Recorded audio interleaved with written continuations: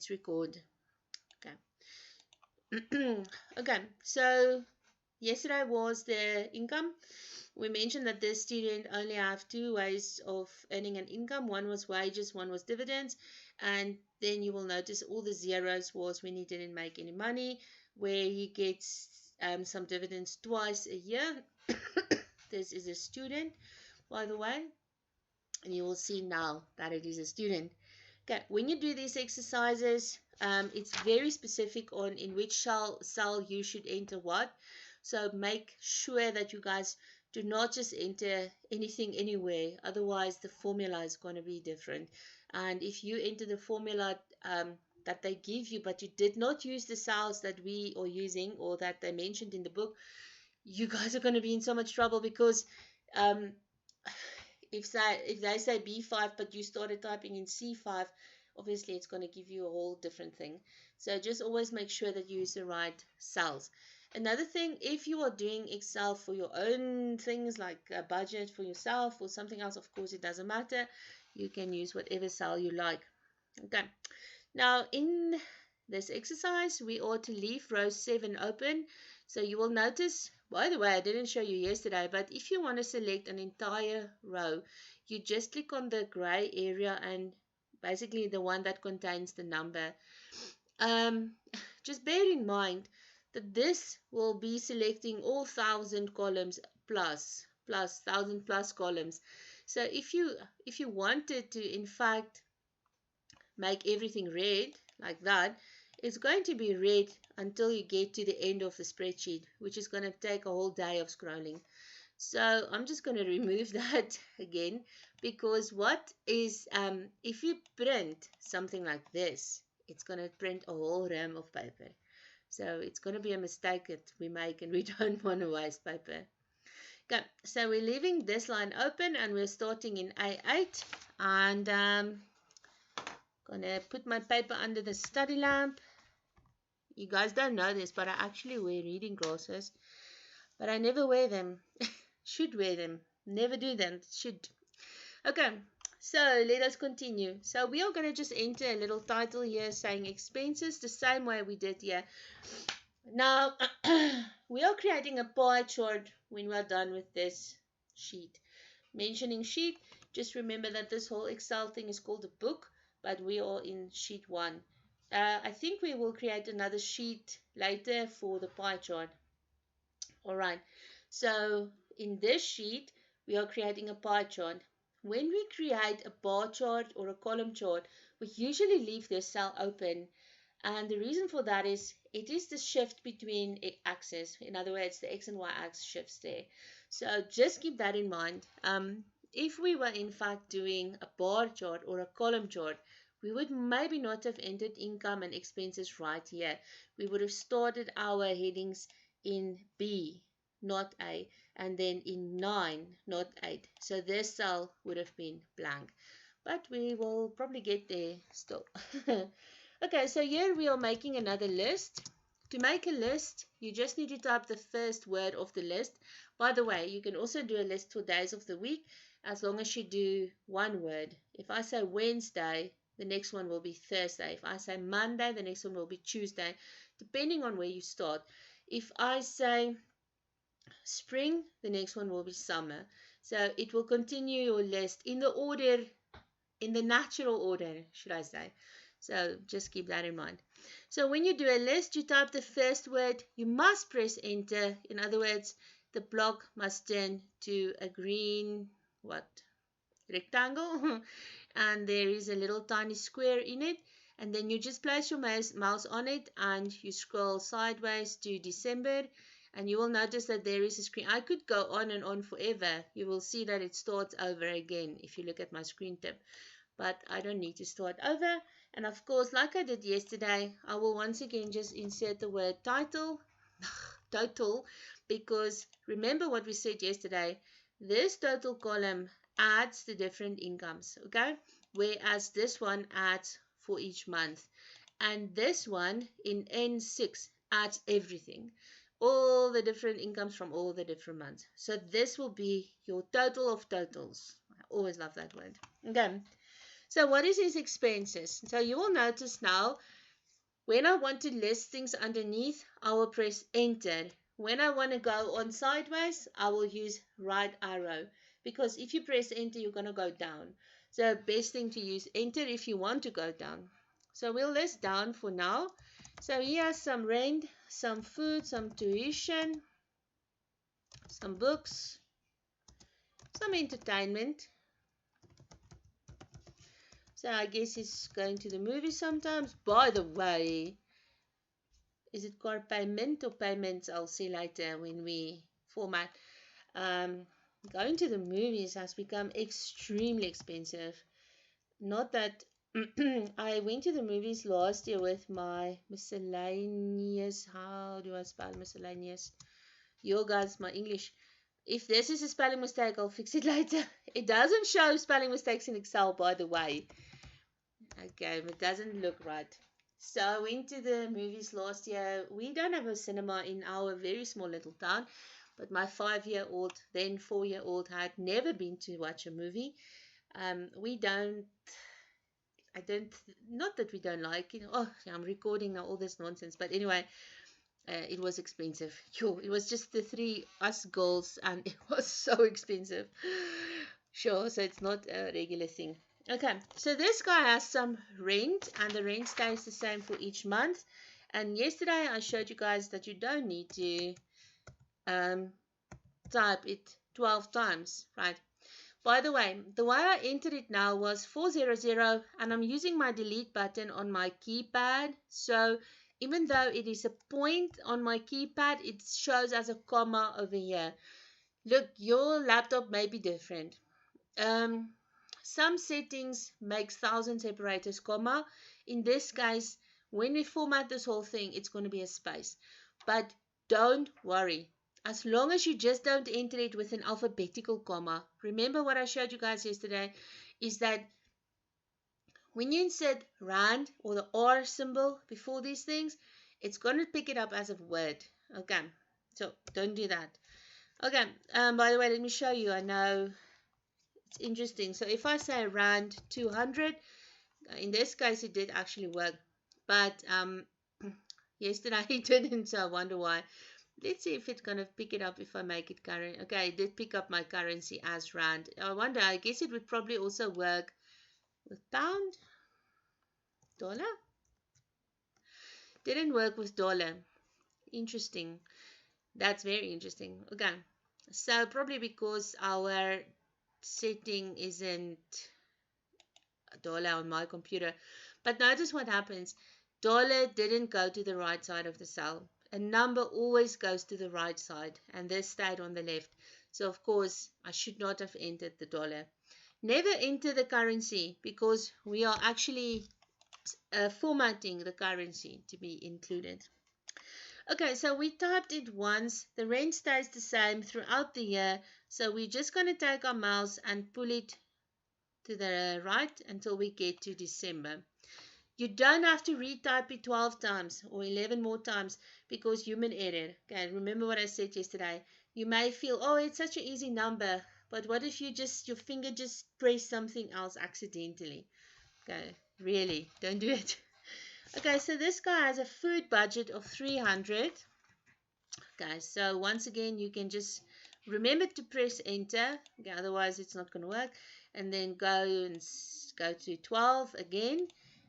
He has a tuition in twice a year, guys. So in January, and we know this is an American student, that's why September starts the new semester.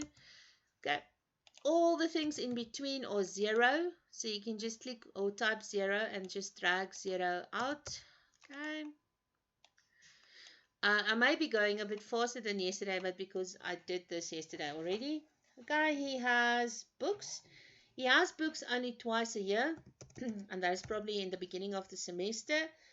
So he has 500 and 500 in September, and all the other months, 0. Okay, so once again, we drag it there, and we drag it there. Cool. Okay, entertainment. he allows himself 100 rand. Okay, shame. That's not a lot. What can you do with 100? $100, yeah, definitely. $100 in South Africa, a lot. So you just type 100 and you drag it. Once again, don't enter any rands and stuff like that. His core payment is exactly the same every month, and that is 154.79. Once again, you don't type it 12 times, you drag. He has a gas bill that is not the same, so just don't assume it's the same. It looks like at some months it's a little bit more than usual.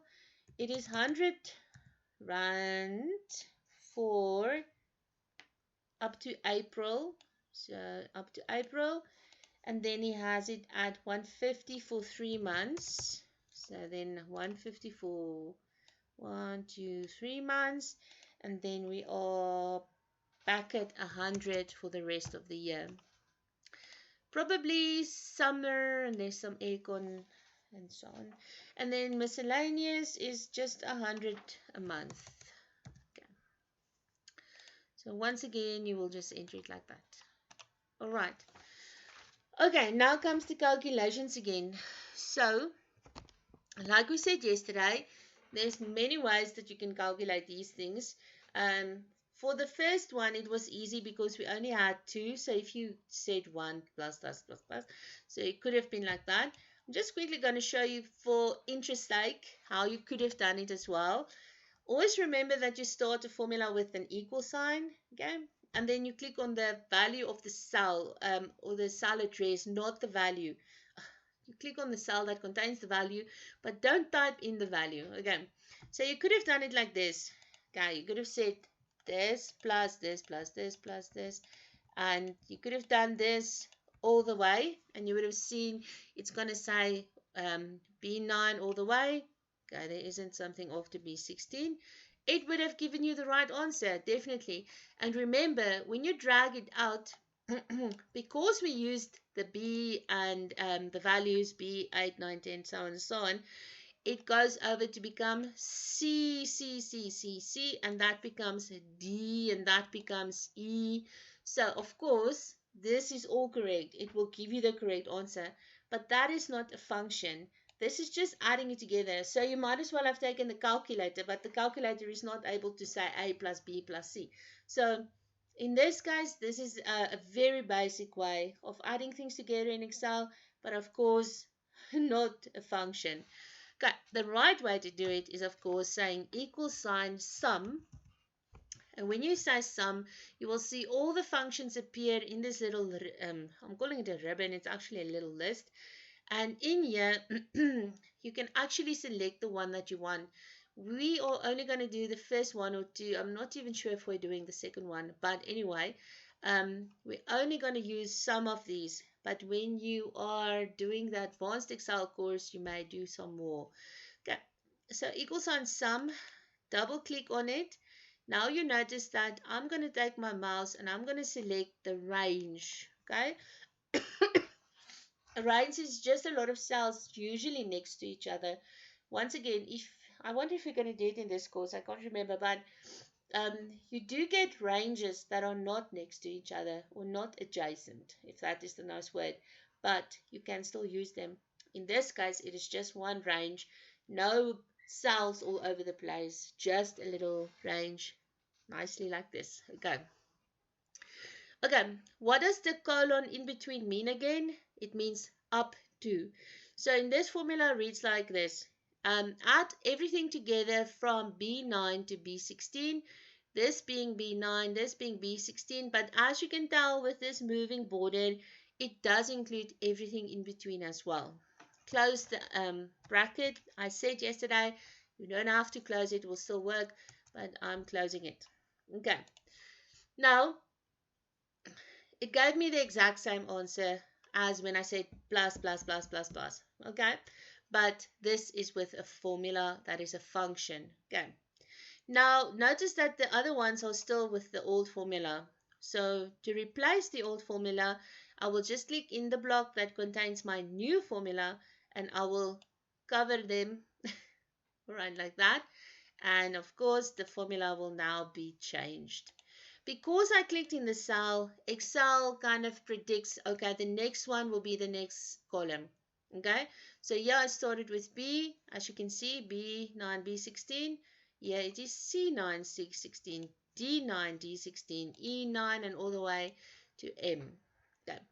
If you used values, if you used anything else, it will keep the value when you copy. So you have to use the column address, if you want to call it that. I don't know if that's the right word. Okay. So what did we calculate now? We calculated the monthly expenses. So for January, it is this. For February, it is this.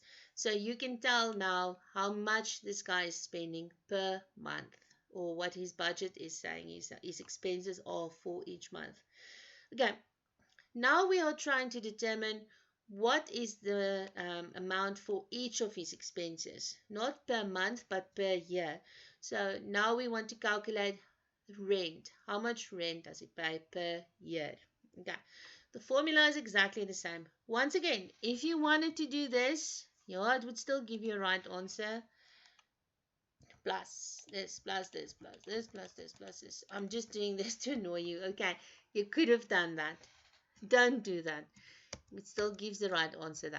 Okay, but you should use a function, and there's quite a few functions that you're definitely going to use. You're going to use sum for adding together.